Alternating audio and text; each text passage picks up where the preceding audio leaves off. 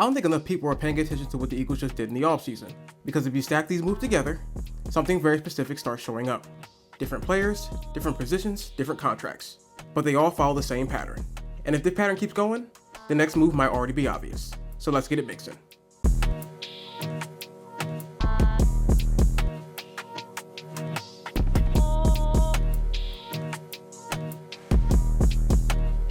What's up, Mafia? So the Eagles finally got some free agent acquisitions. The move that grabbed the most attention had to be Tariq Woolen. He's on a one-year deal up to $15 million. And that up to part tells you everything that you need to know. This contract is incentive-based, meaning that Woolen has to ball out to receive that true value. Show me the money! Show me the money! But that's the gamble. High upside, short commitment. Now physically, Woolen is ridiculous. He's 6'4", ran a 4.2 640, and he's physical. Corners that size aren't supposed to move the way that he does. Early in his career, he showed real playmaking ability, but the last couple seasons in Seattle were kinda uneven.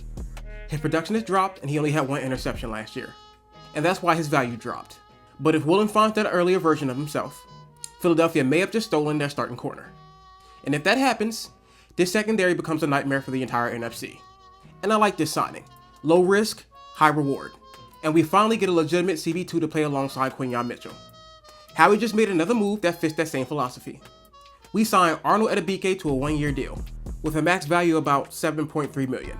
He's a former first-round pick and an explosive edge rusher. And when he flashes, it jumps directly off the screen. He has a quick get-off, bend around the tackles, and a high motor chasing down plays.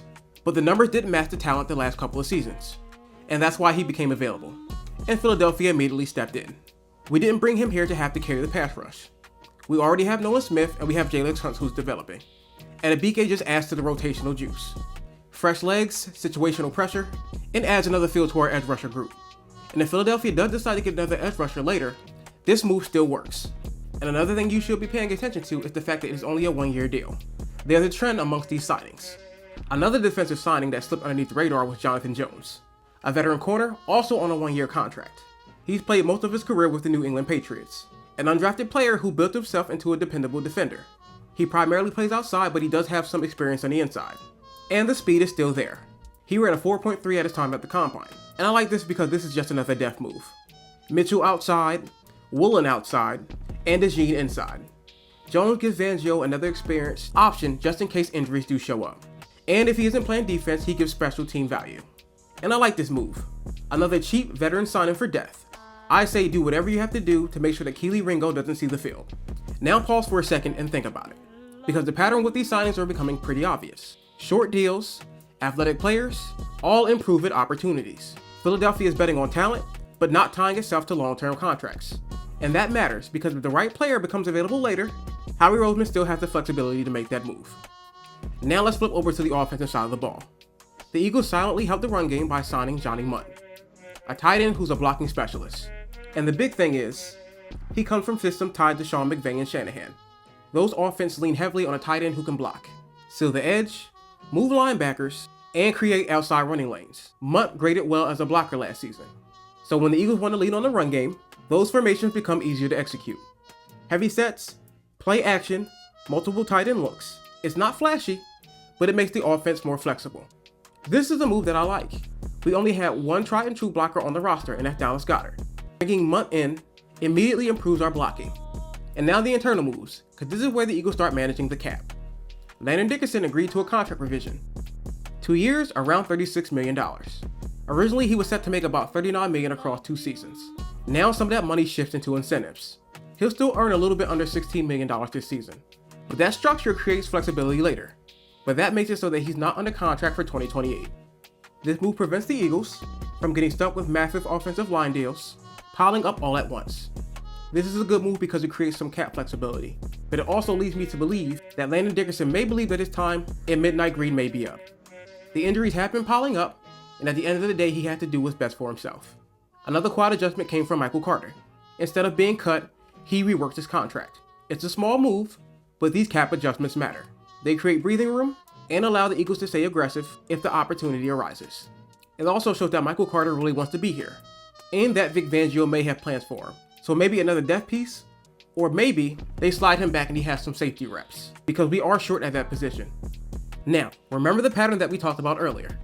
Short deals, upside bets, and flexibility. Because a lot of people are waiting for Philadelphia to make a huge move. A blockbuster trade, a major signing, something massive. But what if that's not the strategy? What if the plan is exactly what we're seeing? Depth, athletic upside, several calculated bets, instead of one giant gamble. And that leads to the final move, because Philadelphia bought back a familiar face. Grant Calcaterra. He adds depth to the tight end room, but also allows for continuity. And when you're building an offense, keeping trusted role players does matter. Calcaterra staying keeps stability in the locker room. This move is okay because I know it's going to be cheap. He may be just another preseason body, because I do believe the Eagles will be taking a tight end in the draft. Now, step back and look at everything together. Cornerback upgrades, edge rotation depth, blocking help, cap flexibility, and short-term deals with a lot of upside. That's classic Howie Roseman roster management. Calculated risk without long-term damage. But this offseason is far from finished. There are still positions that the Eagles could target. Pass rush, offensive line, more depth. And one more move can completely change the outlook of this roster. So let me ask you this. Do you like this strategy? Several calculated bets. Or should the Eagles go all in and make one massive move now? Because they probably can't do both. Drop it in the comment section and let me know. So there it is. A lot of new faces, a lot of new roles, and a lot of upside. Now, will these moves pay off? Only time will tell. And I'm betting that there will be more moves to come. So remember to like, share, and subscribe. I've been Brother Shy, and this has been the Midnight Green Mafia.